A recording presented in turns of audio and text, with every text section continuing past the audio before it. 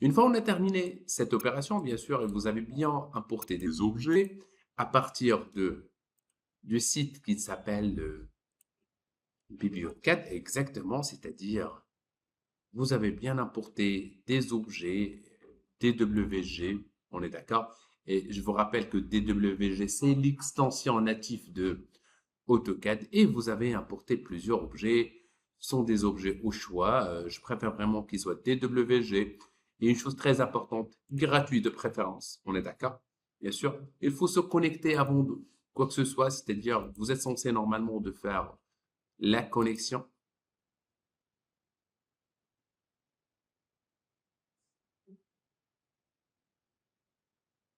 Bien, une fois que vous êtes vraiment connecté, il faut refaire la sélection de free. C'est très important. Bien, et vous téléchargez ce que vous voulez et vous pouvez bien sûr spécifier, par exemple, mobilier et équipement. Je le trouve vraiment un raccourci euh, très pratique pour remporter ce que vous voulez, hein. On a déjà expliqué tout ça, c'est juste un petit rappel. En attendant, bien sûr, qu'on rajoute d'autres objets, si je clique ici, par exemple, je peux facilement télécharger le DWG. OK, une fois c'est téléchargé, Une fois c'est téléchargé, donc on clique on le retrouve bien sûr dans la fenêtre de téléchargement. Bouton droit, afficher d'autres options. Si vous avez le set zip ou bien WinRAR pour déchiffrer le contenu, ça fait super bien. Maintenant, voilà, c'est 5516, je le retrouve une deuxième fois. Un double clic, et ben voilà, je me retrouve ici. C'est très important que vous devriez faire la différence entre la mise en page et l'objet. On clique sur l'objet et par la suite, si je veux, bien sûr, importer quoi que ce soit en tant qu'objet, bah, c'est hyper simple. La solution, soit vous faites un rectangle de sélection, soit vous faites la sélection libre qu'on a déjà pris, bien sûr. OK? Ben voilà. Et CTRL C et je me déplace vers l'autre plan. Et CTRL V et je clique quelque part. Bien. La question qui se pose, que parfois on retrouve vraiment le plan assez grand. C'est tout à fait normal. La première des choses que vous devriez faire, s'il vous plaît, et ça c'est très important, c'est la gestion de calque. On doit créer normalement un nouveau calque pour chaque nouveau type d'élément. On est d'accord? Par exemple, notre salon, ou bien aménagement, quand vous voulez, quand vous voulez. On a déjà abordé ce point. Par exemple, l'aménagement, on va choisir une couleur de calque qui est un peu différente. C'est juste pour différencier le groupe. Bien, quand vous voyez, c'est toujours le blanc. Je refais la sélection. Je clique sur aménagement, aménagement. Bien, je pense que j'ai oublié quelque chose ici. Donc, c'est aménagement. Bien. Je, j'ai oublié aussi cette forme. Donc, aussi, c'est aménagement. C'est très, très bien. Bien. Je suis sûr maintenant que ces formes-là font partie vraiment de l'aménagement. OK? Je clique bien sur mon plan, elle est un peu là, faites attention. Je clique pour sélectionner l'ensemble de mes éléments. Donc, je rappelle de préférence vraiment qu'il soit en vert. Je peux le déplacer si je veux, un peu loin de mon plan, OK? Pour mieux traiter cette information. Une fois, par exemple, je viens de déplacer mon objet, quand je sélectionne, je dois être sûr qu'il fait partie de l'aménagement. On est d'accord? Je clique, on dirait, je sélectionne le tout et je clique sur grouper. Grouper, c'est une option qui me permet tout simplement de grouper l'objet. Je clique sur déplacer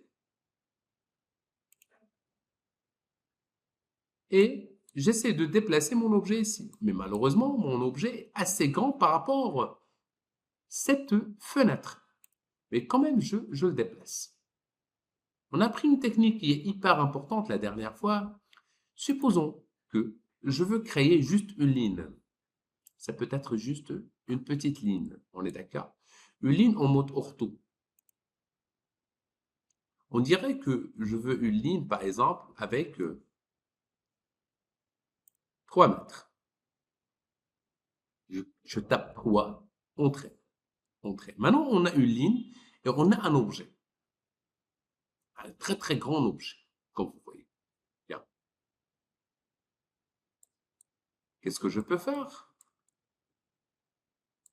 Je sélectionne l'objet, mise à l'échelle. À partir de ce point-là, maintenant, elle est devenue trop petite.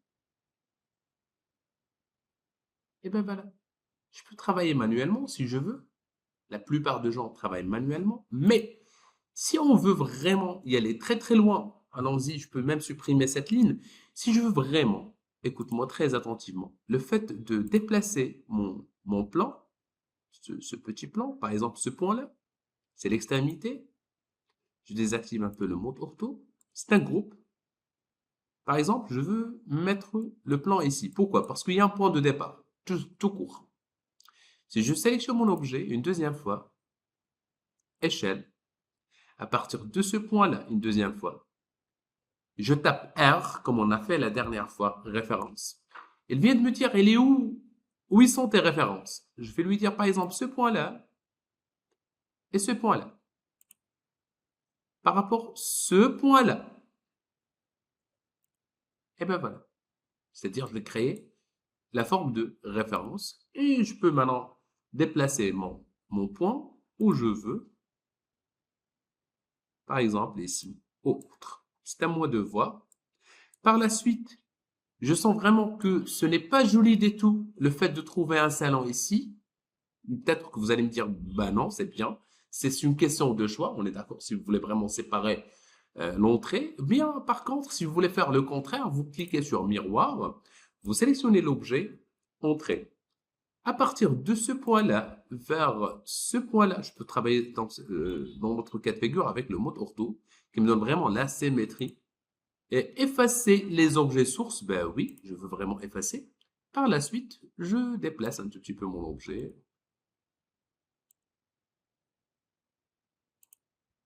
Ben voilà.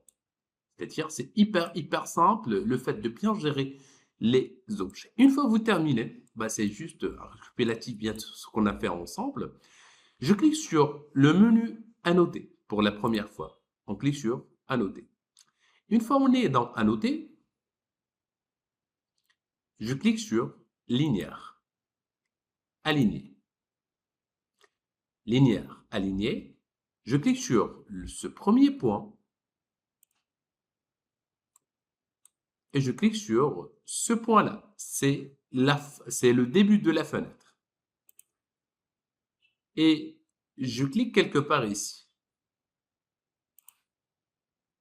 Je trouve que ma cotation, elle est assez grande. Vraiment, elle est gigantesque par rapport à mon plan.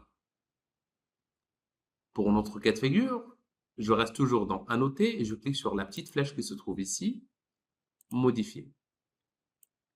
Et j'observe. J'ai un grand problème par rapport au texte, donc je clique ici. Aussi, je peux cliquer sur Ajuster pour ne pas entrer dans les détails.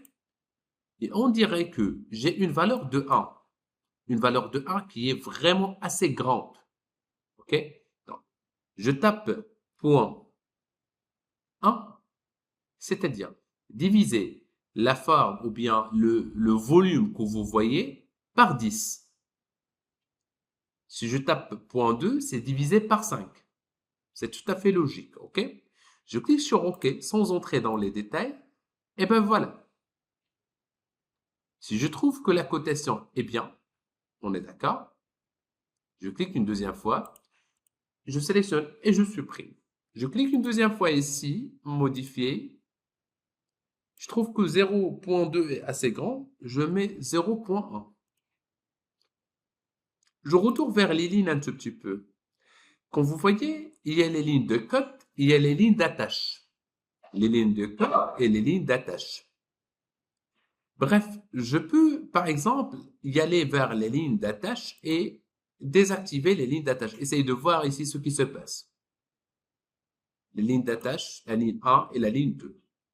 Je peux y aller aussi dans les symboles de texte, symboles et flèches, pardon, et je peux changer. Je peux garder la flèche fermée pleine, quand je peux utiliser une marque architecturale. C'est à moi de voir. Pour le texte, si je sens vraiment que je veux réduire sa taille, c'est ici. Je clique sur OK et je clique sur OK une deuxième fois et je teste une deuxième fois. Je clique sur linéaire. Je clique sur le premier point, fais attention, et je zoome et je vais aller directement vers le point de départ, certainement, sans oublier que dans la fenêtre début, il y a la possibilité de cacher les portes et les fenêtres. C'est quelque chose qu'on a déjà fait.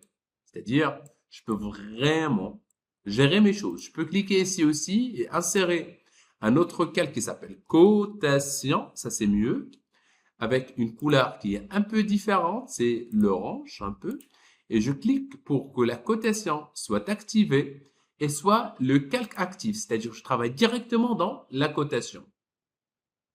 Je refais un tout petit peu l'opération, après le fait de bien cacher les portes et les fenêtres, je clique sur le menu Annoter, linéaire une troisième fois, je clique sur le premier point et le deuxième point et je prends un petit espace et je clique. Attention, une fois que je termine la première opération, la première cotation, je vous invite s'il vous plaît le fait de ne rien faire. Pourquoi? Parce que ici, il y a la possibilité dans notre menu de cliquer sur Continuer.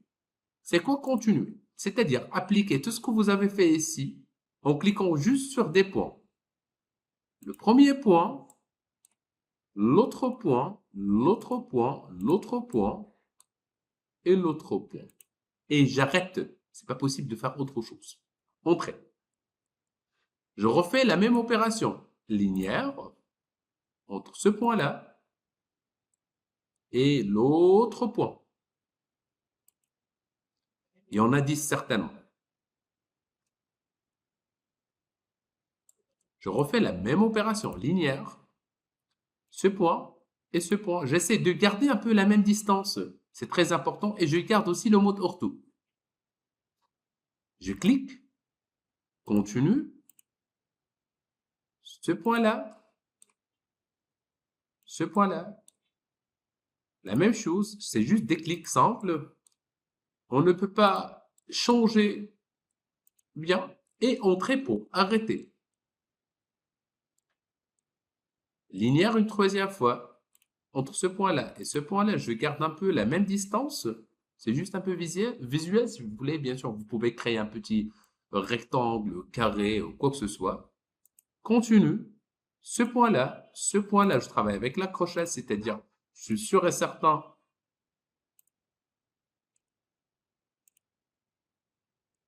et j'arrête. Donc, linéaire aussi ici, entre ce point-là et ce point-là. Entrée, on a sélectionné les deux points, et les deux points ici, ben voilà. Ah, c'est mal, vraiment, c'est très mal proposé. Et je clique. C'est-à-dire, la possibilité pour créer plusieurs cotations est hyper facile. On n'a pas encore terminé, il nous reste juste une petite cotation entre ce point-là, qui résume normalement le total de cette cotation. Ici, c'est pas la peine de le faire. Et si je préfère vraiment le faire ici, qui nous dit que le total, c'est 10. Faites attention, vous calculez très bien. Une fois que vous assemblez ou vous cumulez le total de vos informations, ça doit vous donner normalement 10. Sinon, il y a un problème. Donc, linéaire une deuxième fois entre ce point-là et ce point-là. Et ben voilà. Et on a terminé la cotation. C'est le deuxième point qui est hyper important. Le dernier point, avant que je termine le travail, je retourne un tout petit peu vers le menu contextuel début. Je clique ici, là où il y a les hachures. On va aussi traiter les points des hachures. Attention, les hachures ne fonctionnent que dans des endroits fermés. Des lignes, on a un ensemble des lignes qui est fermé. Je clique ici par exemple. Une fois j'ai cliqué, la première remarque, ça peut vous donner une couleur, ça peut vous donner des hachures. Je clique ici et vous allez voir que il y a un motif solide, gradient motif ou bien défini par l'utilisateur. Restez dans défini par l'utilisateur. Comme vous voyez, je peux choisir le type d'hachure que je veux, par exemple celui-là, avec cette couleur. Et ici, c'est juste l'échelle. Ça peut être assez grand, ça peut être tout petit. On est d'accord? Si je trouve que 1 est trop grand, je vais bien essayer de faire, par exemple, 0,1 ou bien 0,0.01.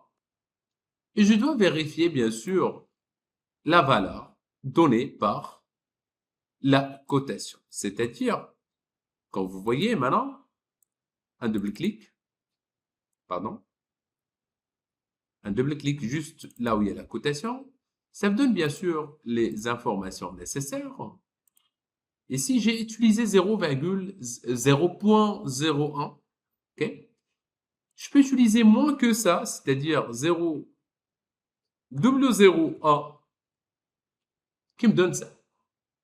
C'est selon la situation là où vous êtes. Mais ça va vous donner 1 par défaut. Si vous trouvez que 1 est assez grand, vous devriez réduire bien sûr sa taille. Bien, ici c'est l'angle. Si vous avez un, je sais pas, un carreau de sol et vous voulez utiliser 45, il faut bien sûr taper 45. La transparence, vous pouvez ajouter de la transparence quand vous pouvez la désactiver. Une fois que vous terminez, vous cliquez sur OK. Je répète, pour les hachures ne fonctionnent que dans des endroits fermés. Puisque j'ai déjà programmé, ça va me donner directement. OK? C'est pas la peine de faire la même chose. Vous pouvez bien sûr, une fois c'est bien fait, vous pouvez bien sûr gérer. Bien. Si on essaie de faire la forme ici, il vient de me dire est impossible d'identifier un contour fermé. C'est-à-dire, c'est pas possible. Si vous voulez le faire ici, c'est pas possible. Mais peut-être que vous allez me dire, mais supposons, monsieur, ici, j'ai des carottes seules et je veux vraiment insérer des hachures. Qu'est-ce que je peux faire? Ben, c'est hyper simple. Vous créez juste la forme ici qui est fermée, provisoire. C'est même sans calculer, on est d'accord? Une fois c'est terminé, vous rajoutez des hachures ici. Vous modifiez un tout petit peu les informations. Je sais pas, vous voulez changer? Allons-y, on va changer. On va créer tout ce qu'on veut sans le moindre problème. OK? Je peux bien sûr gérer la question de, par exemple, de l'hachure, de l'hachurage. Je prends, par exemple, cette forme. Et ben voilà. Une fois que je termine, je peux sélectionner la forme. C'est un carreau, exactement, ou bien la forme rectangulaire, et je peux la supprimer. C'est-à-dire, c'est juste provisoire. C'est une forme fermée provisoire. Et par la suite, vous pouvez la supprimer. Bah, c'est tout pour aujourd'hui. C'est beaucoup d'informations en même temps. Donc, restez prudent et essayez de pratiquer tout ça le plus vite possible.